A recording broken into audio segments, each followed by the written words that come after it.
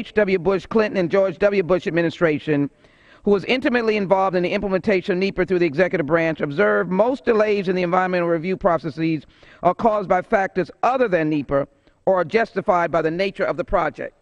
But yet this bill would indicate that if by the time that this bill designates the oversight has not been finished, that could be an oversight for a nuclear-fired plant, could be an oversight dealing with some of the energy resources that we have that require that kind of oversight, could be the oversight of building a major construction project through a heavily populated neighborhood. It could be an oversight on many aspects of America's business. Then this bill says it is simply deemed up. Deemed up, Mr. Chairman. And so how can one believe that problems will be solved by just ignoring the process? There is a major problem with the section that my amendment addresses, and that is that automatic approval, that deeming up, that beaming up. And so I'd ask my colleagues to support the Jackson Lee amendment, which relieves us of that burden of fearfully passing legislation that would in fact deem up. I reserve my time. Gentlelady's time is reserved. What purpose does the gentleman from Pennsylvania rise? I rise in opposition to the amendment. Gentleman is recognized for 5 minutes. With all due respect to my colleague, who we've worked closely on several matters on several committees, Mr. Chairman, the American people desperately need new jobs. Just this week, the Bureau of Labor Statistics reported the American labor force participation rate is at a 35-year low. Over 92 million Americans who could work are outside of the workforce.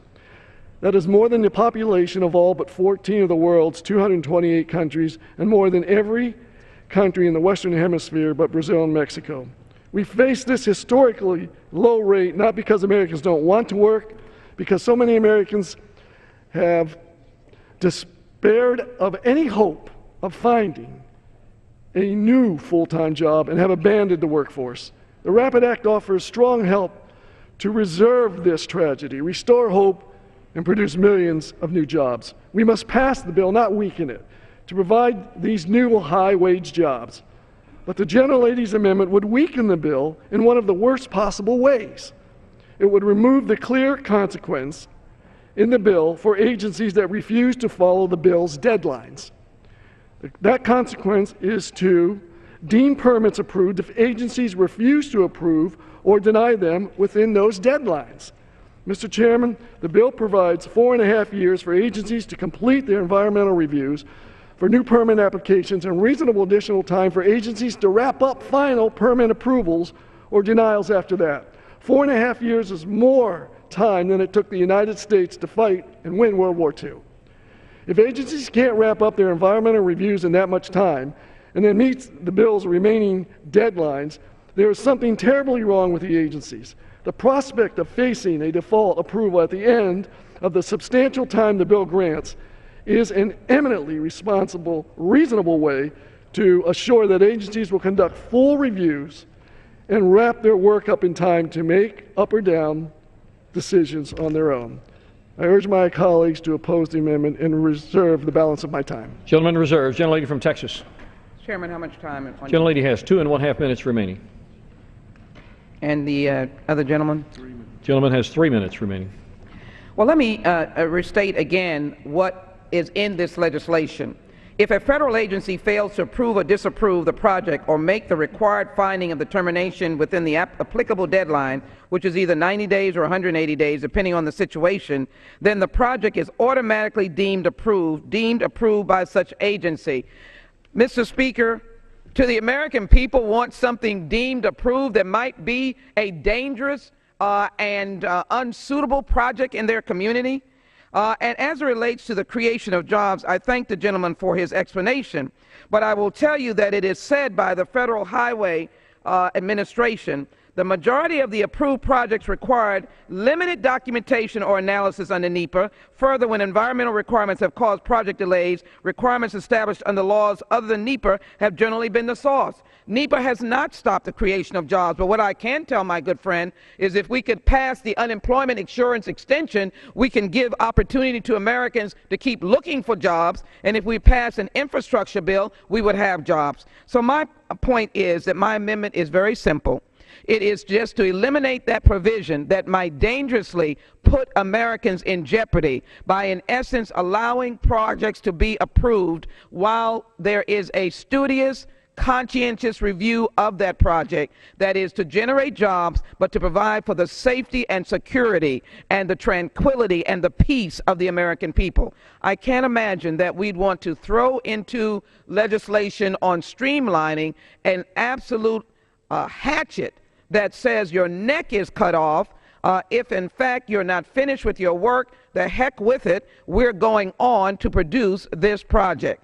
I know that the American people believe in the spirit of my good friend from Pennsylvania's intentions. We can work together, we can put legislation forward that can be constructive, but a shortened time of 4 years is nothing to celebrate if in essence the time is needed for review. I've cited some of the challenges that we face.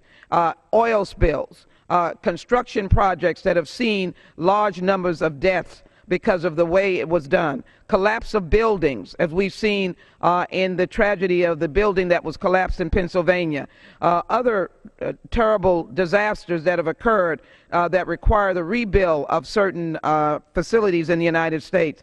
I cannot imagine, again I might say, that the General Counsel, that was General Counsel for the CEQ to all of the last four presidents, has indicated NEPA is not a problem. I ask that my amendment, the Jackson Lee Amendment, be supported and make this legislation a step better in a direction to get it where it should be.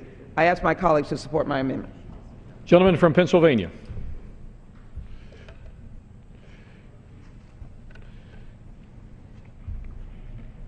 Mr. Chairman, I'm